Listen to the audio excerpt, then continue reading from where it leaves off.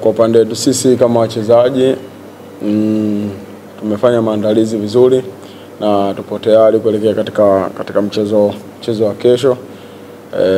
Tunajua ni dakika nyingine 90 ambazo kwetu sisi tunasema ni dakika mpya kabisa. Tuna matokeo ambayo tumeyapata kule Gaborone tunaweka nyuma.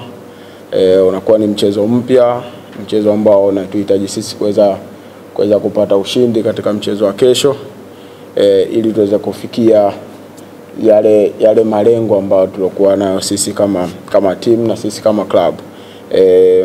Malengo yetu makubwa katika mashindano haya ya Champions League msimu huu, ni matarajio yetu ni makubwa sana. Kwa hiyo uweze kufikia matarajio makubwa bila kushinda katika hizi hatua za mwanzo. Kwa hiyo tumejiandaa vizuri kuweza kuhakikisha tunashinda katika hizi hatua za mwanzo ili kuweza kufika yale malengo yetu, na tumeweza kupata mafunzo kutoka katika benchi letu la ufundi ambalo lipo sasa. Tumeweza kupata vitu vingi na tunaendelea kupata, na leo ni siku ya mwisho ya maandalizi ambayo inaenda kujumuisha 100% zile za mchezo kwa